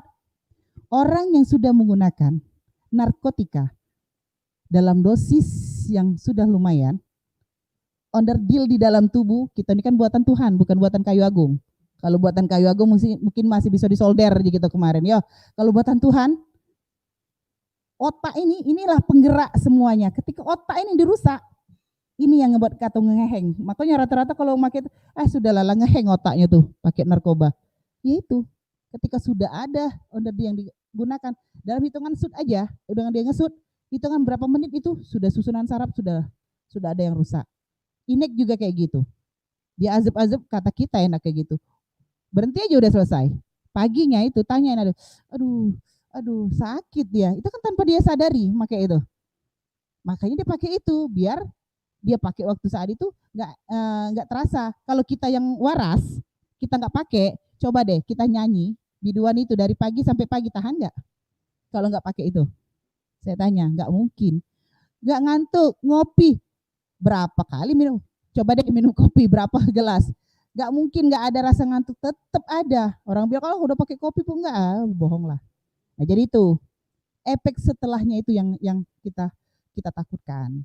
Nah jadi saya harapkan, apalagi kalian kan ini kayaknya memang masih milenial ya, anak-anak milenial nih, masih yang dari SMA mulai lagi mau ke tingkat dewasa ini namanya ya, mau ke tingkat dewasa, sudah bisa menganalisa nih, bukan budak-budak anak-anak budak-budak kata orang Palembang, budak-budak kecil-kecil, bukan. Ini sudah anak-anak dari remaja ke dewasa.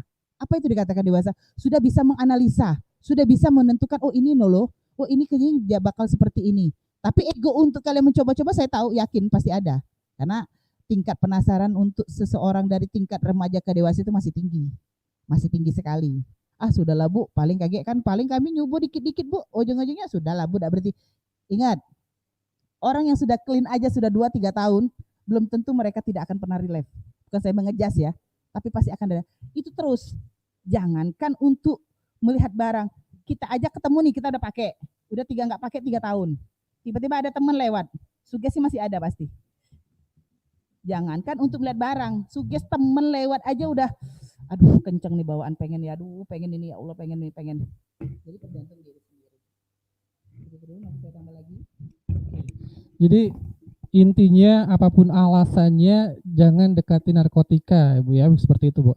Nah ini mungkin juga kalau informasi yang suka kita dengarkan, penyalahguna narkotika itu bukan cuma dari diri sendiri, tapi juga dari lingkungan Bu ya. Nah ini mungkin juga Ibu Yeni mungkin bisa memberikan masukan atau tips-tips bagaimana sih agar adik-adik kita ini ya, yang tadi Ibu bilang dari mau beranjak dewasa, cara memilih lingkungan yang baik supaya tidak terkena hal-hal seperti itu. Mungkin Ibu ada masukan. Ya, baik. Jadi sebenarnya memang akan saya sambung dengan tadi 3 faktor. Jadi ada 3 faktor yang mempengaruhi sehingga orang dikatakan menyalahgunakan narkotika. 1, diri sendiri. 2, lingkungan. 3, adanya obat. Ini nih rantaiannya. Jadi diri sendiri, lingkungan, dengan adanya obat. Ini yang harus bersinambung. Kalau tidak ada, dirinya nggak mau, ada lingkungannya ada, obat nggak mungkin tersambung. Kita mau nih, lingkungan nggak ada yang ngajak atau gimana, kita nggak ada tempat, nggak bisa juga. Kita mau ada lingkungan, nggak ada obat, nggak bisa juga. Ini lingkaran. Tetapi yang dominan itu yang mana sih Bu? Yang paling dominan mempengaruhi. Yang paling mempengaruhi dominan adalah sebenarnya diri sendiri. Kenapa saya katakan begitu? Lingkungan, memang benar. Sekarang ini tidak lagi bisa dikatakan, oh lingkungan ini udah agak mendingan loh. Lingkungan di Tangga Bontong itu gini, Gandus ini gini-gini. Saya sebutkan tempat ya. Itu daerah sini Sekojo gini-gini. Sekarang ini semua tempat, sudut pun di komplek perumahan mewah pun masih ada yang menyalahgunakan. Malah kadang ada yang tempat yang seperti apa, mereka malah, waduh ini nggak mungkin ketahuan nih, kita pakai di sini aja. Tempat lorong-lorong pun, tempat yang rumah kosong, tempat yang ada pun penghuninya pun sekarang dijadikan tempat. Memang lingkungan sekarang nggak bisa. Dulu nih, saya katakan identik.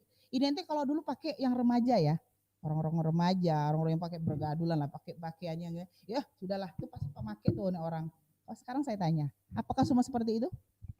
Ya, orang yang pakai tato pun belum tentu pengguna, pakai ya. tato, pakai anting-anting belum tentu, itu ekspresi mereka aja. Nah di situ, itu dari sisi situ ya.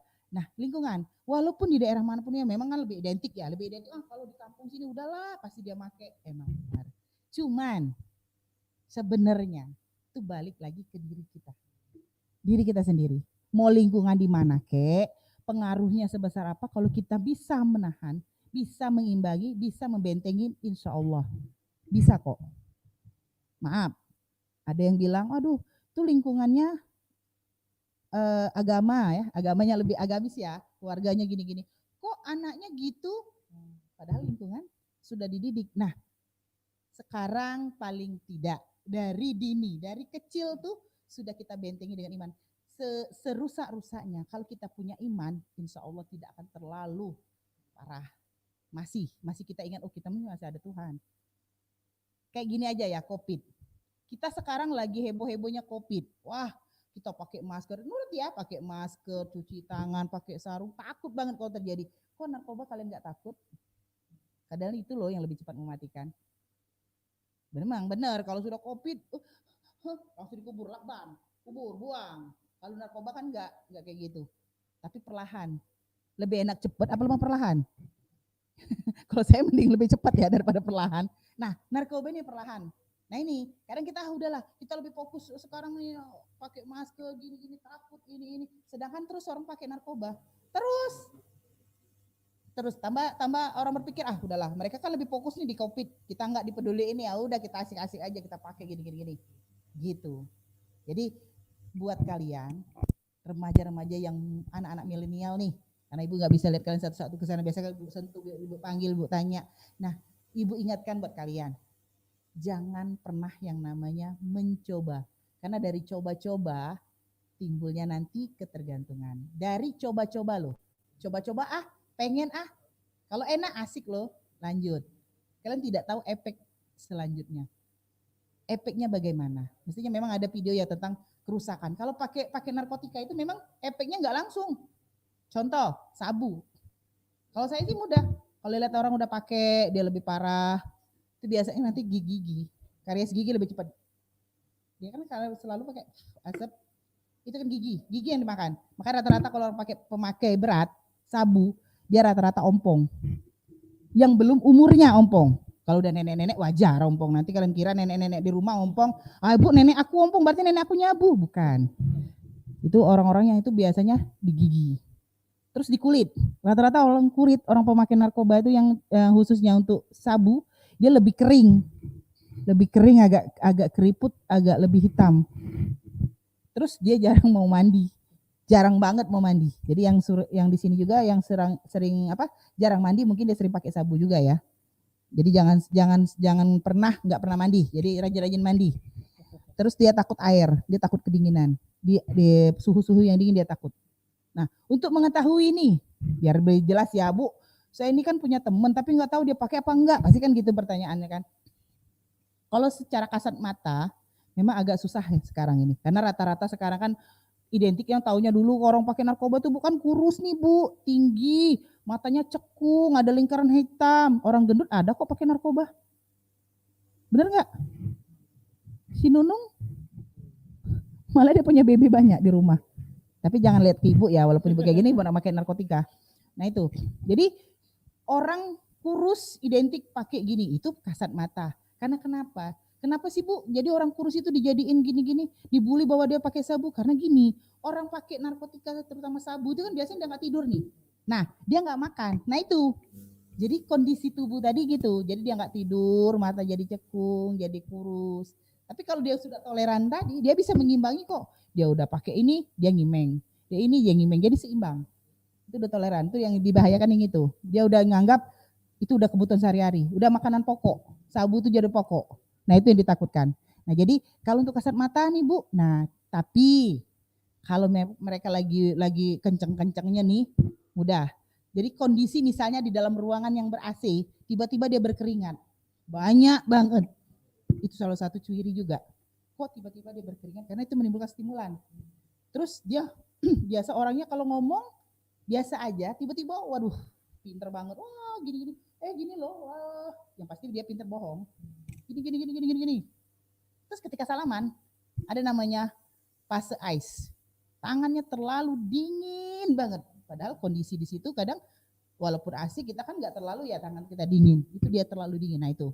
Jadi kalau sudah ngarah ke situ-situ, sudah agak dicurigai boleh. Nanti misalnya di kampus nih terjadi, boleh tanyain ke bagian. Kalau di sana apa namanya? Kalau di sini untuk pengaduan-pengaduan yang kita bisa ke bagian kemahasiswaan nanti bisa. Kemahasiswaan ya.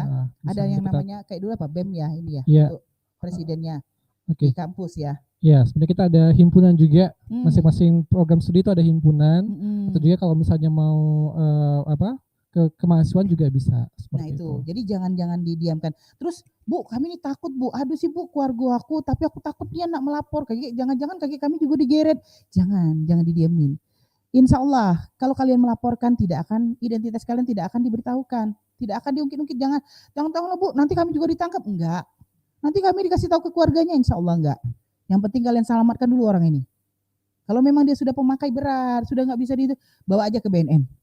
Jadi kalau di BNN nanti diurusin, di klinik dulu, diperiksa dulu. Batas mana keparahan? Apakah masih bisa direhab atau bisa juga dia hanya IPWL? IPWL misalnya kalau kita rawat jalan ya. Jadi misalnya 1 minggu 2 kali bisa dia balik ke situ. Kalau memang dia dirawat, diinapkan kita rawatkan. Kalau memang tidak ada biaya, ada nanti biaya dari kita di Lido. Di Lampung itu Kalianda, terus di Makassar, sama di Medan, ada di Batam juga, ada 5 kita. Nah ini jadi bisa di sana, cuman untuk saya ingatkan ya, saya tidak mau bicara BNN itu untuk rehabnya tuh benar-benar pure gratis untuk masa di sana, tetapi untuk pemberangkatan itu biaya sendiri, kita tidak ada biaya dari kantor. Tapi kalau untuk yang kalian rehab ada yang di Palembang, mungkin pernah kalian dengar, pernah tahu, pernah ini di Palembang memang ada, itu namanya mitra BNN, bukan punya BNN. Itu swasta, memang ada biaya. Makanya, Bu katanya BNN tuh gratis, kok kami bayar? Yang di Palembang itu adalah mitra BNN, bukan punya BNN. Jadi memang punya swasta, jadi memang harus bayar. Karena mereka bukan pendanaan dari kita. Kalau tahun 2017 memang pendanaan dari BNN. Karena dulu ada program dari Jokowi 100.000 pecandu harus direhabilitasi. Itu ada dana dari BNN ke mitra BNN di sini. Tetapi setelah tahun 2018 itu tidak ada lagi. Karena mereka sudah ada pendanaan dari Kemensos. Kayak gitu. Ya, begitu. Oke. Jadi itu tadi sudah dipaparkan oleh Bu Yeni. Jadi sedikit meng-highlight Bu ya, kita berandai-andai saja amit-amit ya Bu ya, tadi seperti yang Ibu Yeni bilang, misalnya ya amit-amit sekali lagi di antara misalnya mahasiswa Palkomtek ataupun misalnya ada keluarga yang sudah terlanjur tersentuh narkotika. Tadi sudah sedikit Ibu Yeni singgung ya penanggulangannya. Jadi kan stigma masyarakat kan kalau sudah pemakai gitu kan pasti ditangkap polisi. Itu sebenarnya enggak seperti itu atau memang akan diproses hukum atau bisa disembuhkan tanpa melalui proses hukum, Bu? Nah, makanya jika kalian hanya memakai nih, hanya memakai ya, bukan kurir sama BD ya, kalian hanya memakai. Lebih baik kalau kalian memang benar-benar ingin berhenti, sebaiknya kalian tidak apa-apa datang ke BNN atau telepon misalnya nih ke saya atau ke mana, ke orang BNN yang kalian mungkin lebih aku nih agak seperti apa ya Bu kalau langsung datang ke BNN, bawa sugesku tinggi nih kalau lihat kantor nih pasti hayalanku gini. Orang yang kalian kenal dulu deh dari BNN misalnya siapa, nanti konsultasi, nanti kita ke kliniknya, nanti kita diobati, di sana ada dokter, ada psikolognya. Ingat, lebih baik melaporkan diri dulu daripada kalau sudah ketangkep udah susah urusannya. Jadi lebih baik kalau memang ngerasa, Bu aku pengen berhenti tapi susah nih Bu aku ini, lebih baik kalian lapor. Aku benar-benar mau berhenti Bu. Jangan nanti pas dapet, pas ketangkep baru, iya Bu aku nak berhenti nih, aku udah galak nih, pokoknya aku nak tobat, itulah telat. Seperti itu. Jadi kalau memang ada keinginan merubah diri, ingat ya tadi, diri sendiri yang merubah, bukan orang lain. Diri sendiri. Orang ini cuma support system. Jadi kalau di lingkungan ini, ayolah nak, kau bertobat lah, itu support. Tapi yang mengendalikan diri itu kita sendiri. Kalau kita tidak bisa mengendalikan diri kita, susah. Kita rehab saja sekarang. Kalau kalian mau rehab nih, tetapi orang tua yang support, orang tua yang mau, kita nggak mau, nggak diterima. Karena yang mau melaksanakan program itu adalah kalian, adalah orang-orang residen. Ketika yang residennya udah nggak mau, orang tuanya yang mau nggak bisa. Kalau dulu kan intervensi nih, oke, masuk, pokoknya mau nggak mau nih direhab. Sekarang nggak boleh. Sekarang voluntary. Jadi kita benar-benar kita yang mau, kita yang diobati. Jadi kita yang mau, Bu, saya mau benar-benar Bu. Orang tuanya juga support, itu yang bagus. Jangan nanti sampai ke sana pas ditanya, enggak bukan saya yang mau, sebenarnya orang tua saya. Nggak bisa juga, karena percuma. Di sana kan ada program nih yang mau dijalani. Yang menjalani aja nggak mau, buat apa jalani? Percuma, nanti pas keluar dari rehab, mulai lagi. Karena ini yang nggak ada niat, nggak ada yang mau berubahnya itu. Jadi balik-balik ke diri sendiri. Oke, itu tadi ya penjelasan yang saya rasa sih insight yang sangat-sangat bagus buat mahasiswa, terutama mahasiswa baru Palkomtek. Sekali lagi terima kasih Ibu Yeni atas kehadirannya hari ini, memberikan materi tentang pencegahan dan penanggulangan narkotika, dan kita yakin ya mudah-mudahan semua mahasiswa Palkomtek di lingkungan Palkomtek adalah mahasiswa yang anti narkoba, menjauhi narkoba, dan juga pastinya mahasiswa yang berprestasi. Oke, sekali lagi terima kasih atas waktunya Ibu Yeni. Kita akan lanjutkan untuk sesi berikutnya, kembali ke MC. Terima kasih Bu Yeni.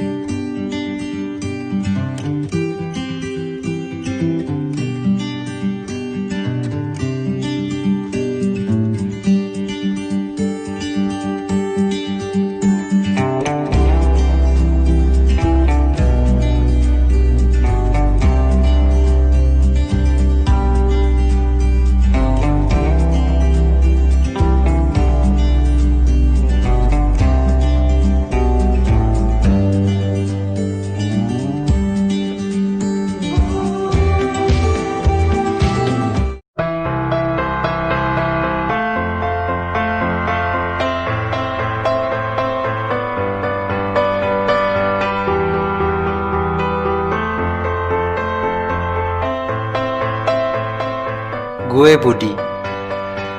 Gue merupakan calon entrepreneur sukses. Saat ini, gue sibuk menjadi seorang freelance service komputer dan laptop. Ya, lumayan lah buat nambah uang jajan.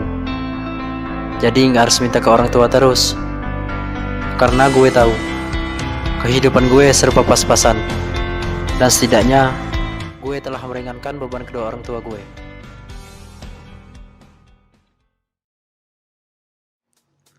Di samping keinginan gue untuk menjadi seorang entrepreneur, gue nggak lupa dengan pendidikan. Dan menurut gue, pendidikan itu sangat penting sebagai salah satu langkah besar menuju kesuksesan. Gue merupakan seorang mahasiswa di salah satu perguruan tinggi di Palembang. Kata teman-teman gue merupakan salah satu mahasiswa aktif di kelas. Itu sih kata mereka.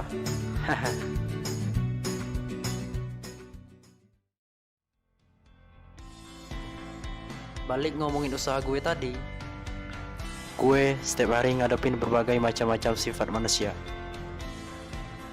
Salah satunya ngadepin seorang customer.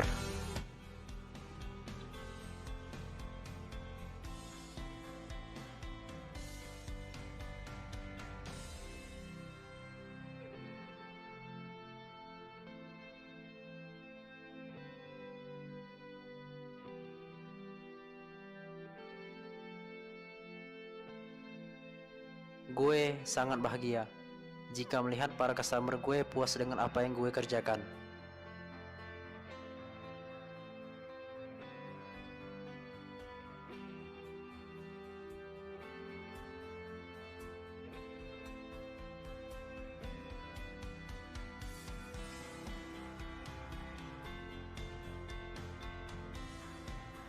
Tapi sayangnya, nggak semua customer itu selalu merasa bahagia atas apa yang gue kerjakan.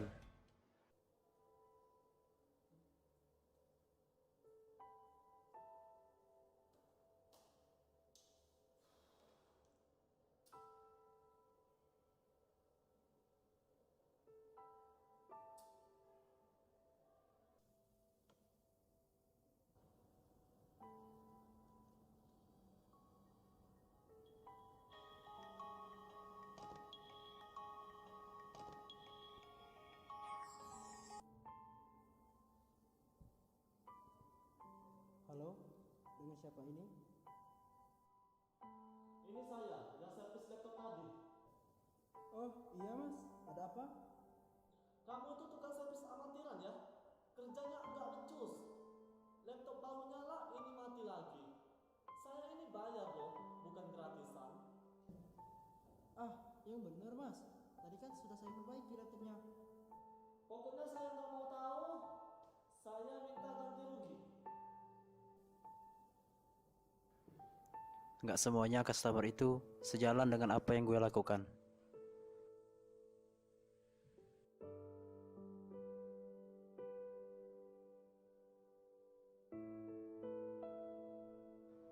Tapi gue harus terima. Dan semuanya itu saya jadikan motivasi untuk sukses.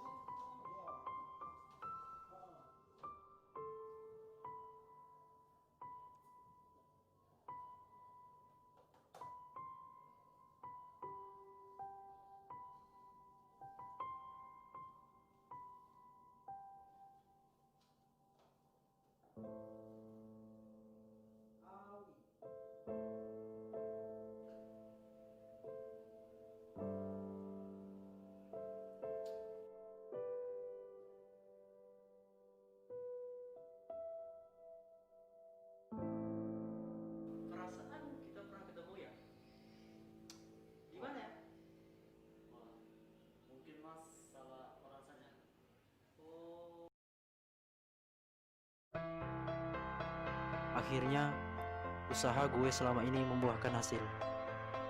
Dan gue bisa jadi seperti saat ini. Gue sangat-sangat bersyukur dengan apa yang gue dapatkan saat ini, berkat kegigihan dan kerja keras gue selama ini. Gue bisa buat bangga kedua orang tua. Dan dari sini gue mulai mengerti, tanpa usaha dan doa, gue tidak dapat menuju sebuah kesuksesan. Jangan pernah menyerah untuk sukses.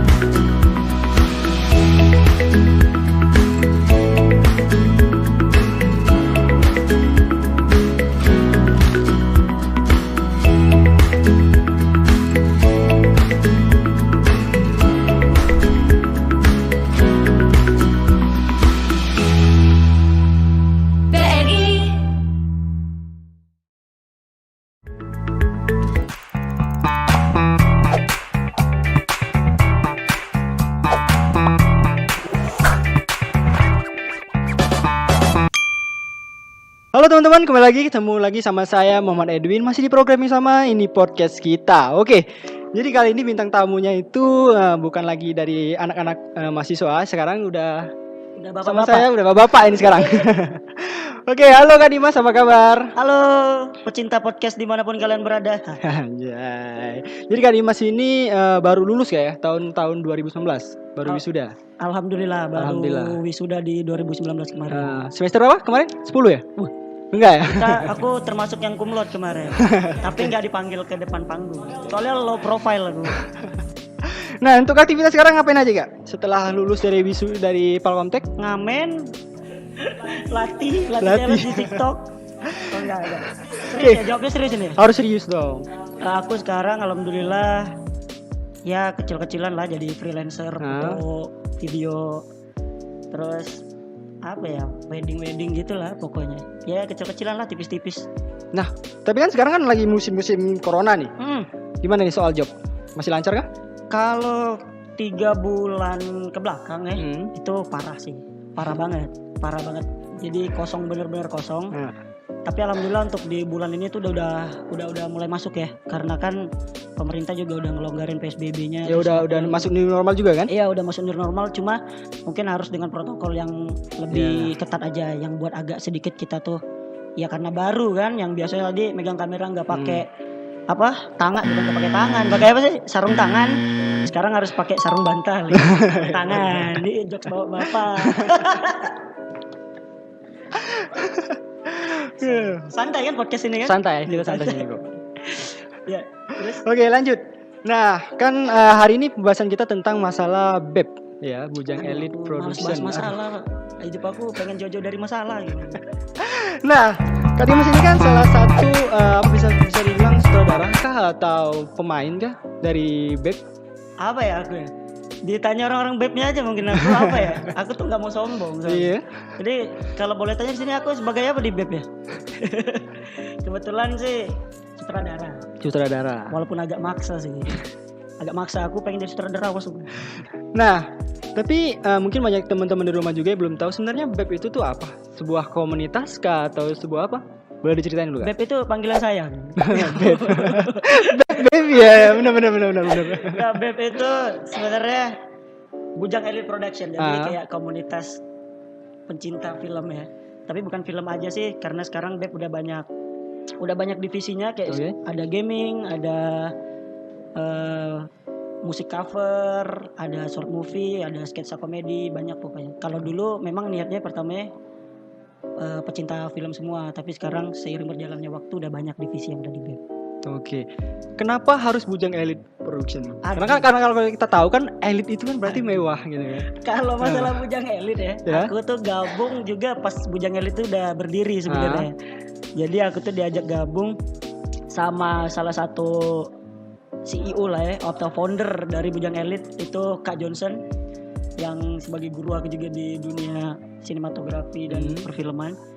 Jadi ya, kalau mau ditanya kenapa Bujang Elite, aku nggak bisa jawab. Soalnya yang ngasih nama tuh dari mereka gitu. Jadi mungkin suatu hari bisa diundang Kak Johnson langsung untuk bahas Bujang Elite. Karena aku agak takut nih bahas Bujang Elite, soalnya aku kan gabung Bujang Elite udah lumayan gede, gitu loh. Jadi nah, Terus untuk tujuannya membangun channel YouTube Bujang Elit nih apa sih Kak? Kalau boleh tahu. Tujuannya ya mungkin kalau tujuan sih bisa dibilang penyaluran bakat kita sih. Bukan penyaluran bakat, apa sih? Penyaluran hobi. Karena kan kebetulan hobi kita kan di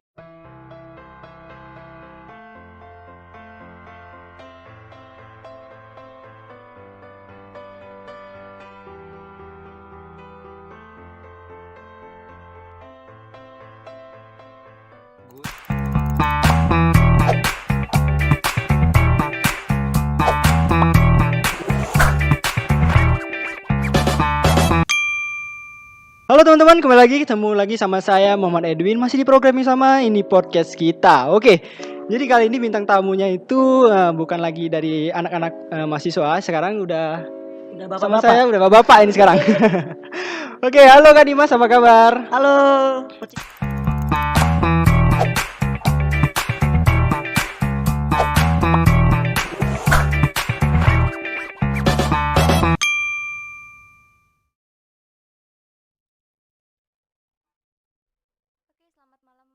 Balik lagi di channel kita Palkomtek TV. Jadi di acara kita ini podcast kita. Jadi malam minggu ini bakal kita temanin kalian buat malam mingguan di rumah ya. Dengan tema dari anak kampus jadi bujang kampus. Jadi hari ini kita sudah kedatangan tamu kakak dengan dia adalah alumni Palkomtek dan pernah memenangkan Bujang Gadis Kampus ya. Langsung saja kita kenalan dengan kakak. Siapa Kak? Silakan perkenalkan diri kakak.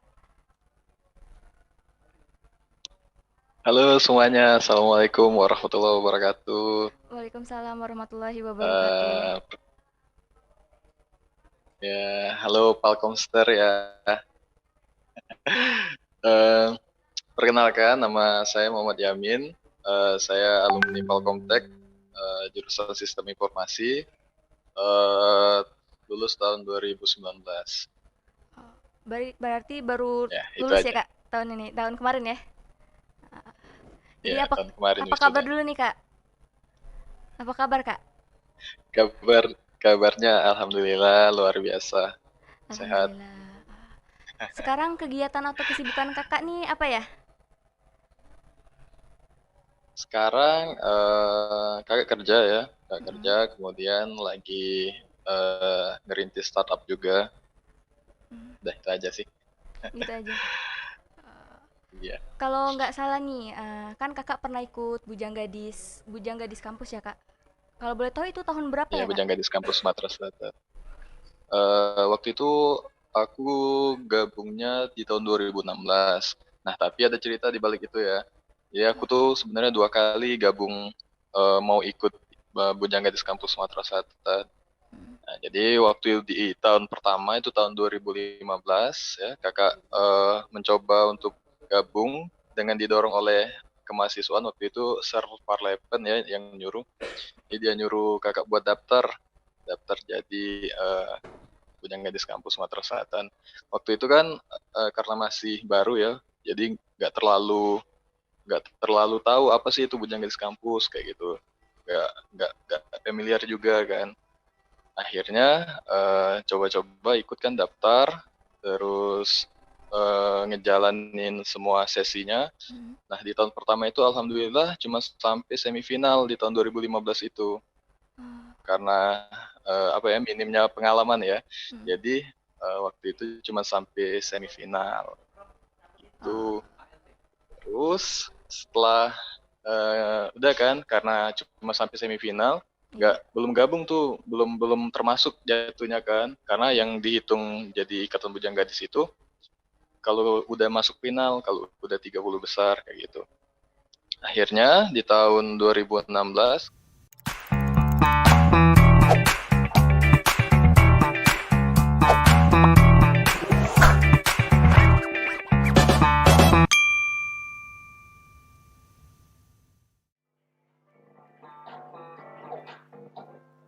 Halo Palkomster, kembali lagi dengan acara ini podcast kita.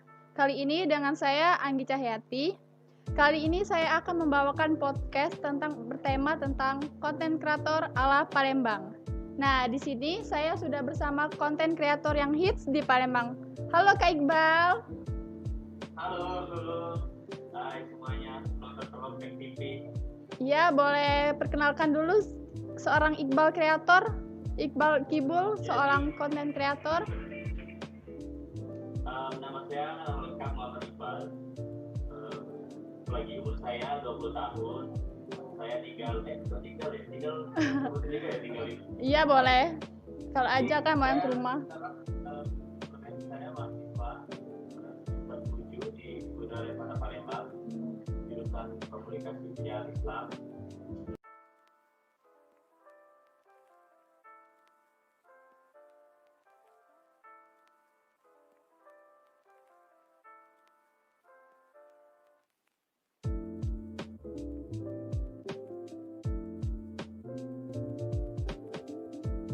Iya.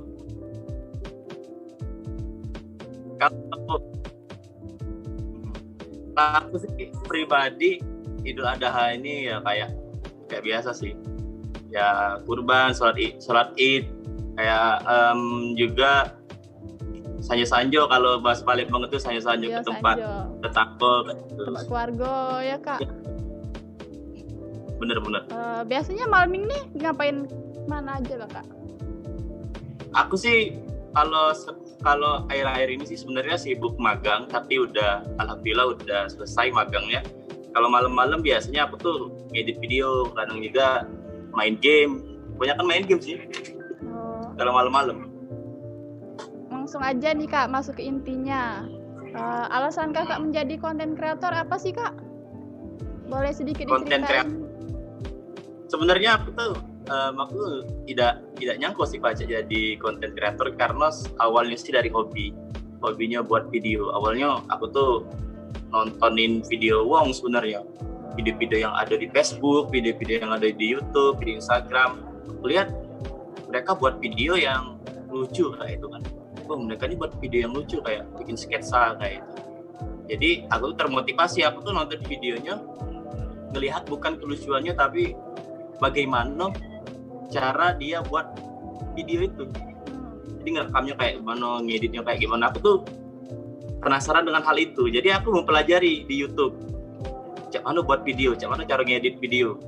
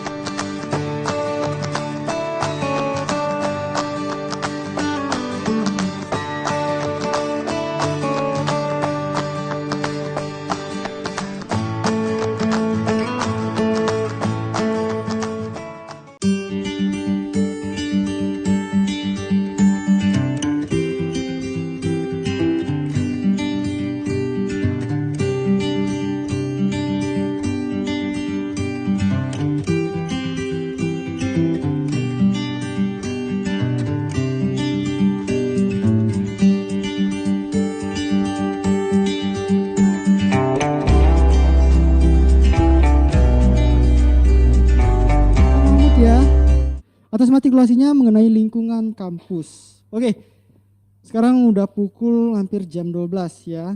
Ini acara kita yang terakhir. Langsung aja mungkin ya, langsung ke doa penutupan. Tadi dibuka dengan doa dan kita tutup dengan doa biar lebih hikmat. Oke, pada kesempatan kali ini masih yang sama dibacakan oleh Bapak Eka Prasetya Adi Sugara. Bapak kami silakan Pak. Silakan.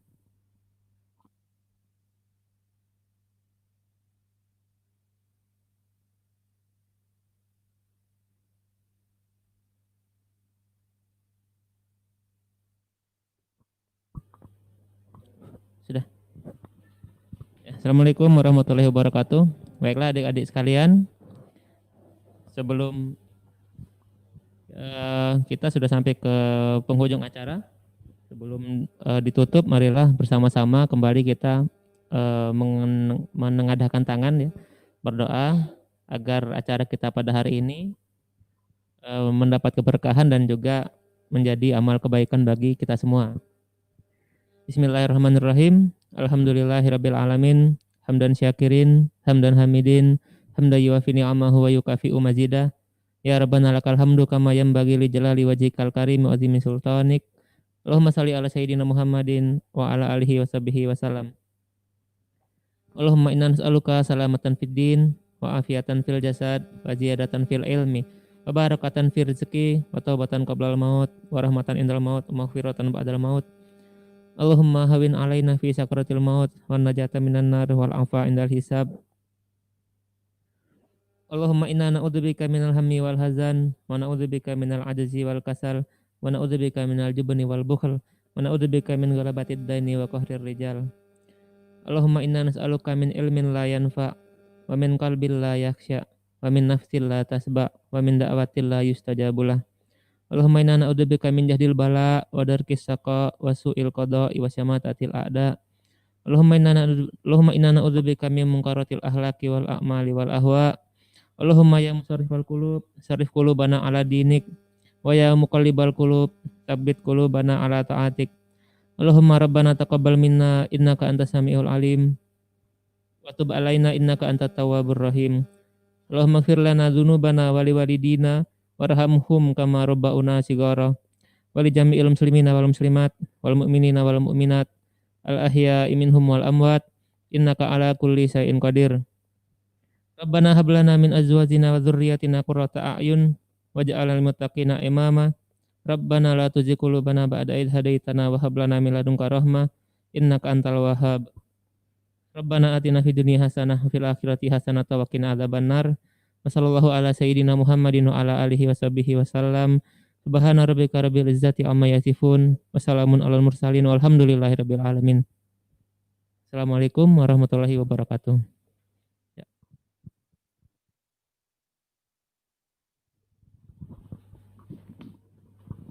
Oke, itulah tadi doa penutup pada acara kita pada hari ini ya. Sekali lagi terima kasih buat Pak Eka yang sudah membacakan doa untuk pada siang hari ini. Oke, itulah tadi acara demi acara telah kita laksanakan ya, dari acara pertama sampai acara penutup.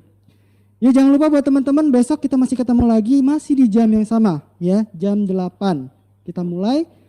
Dan jangan lupa juga untuk absensinya nanti dikumpulkan, oke? Sekaligus sama materi yang udah kalian catat dari BNN tadi ya. Tadi kan sudah saya sampaikan bahwasanya kalian harus mencatat isi materi yang penting-penting aja dari BNN ya, nanti dikumpul. Nanti linknya nanti dikasih sama panitia. Oke? Mungkin itu aja kayaknya pada hari ini. Jangan lupa kita ketemu lagi besok. Bila ada kata-kata yang salah kami mohon maaf, pada Allah kami mohon ampun. Saya Muhammad Edwin dan saya Winauter Dewi. Pamit undur diri. Wassalamualaikum warahmatullahi wabarakatuh.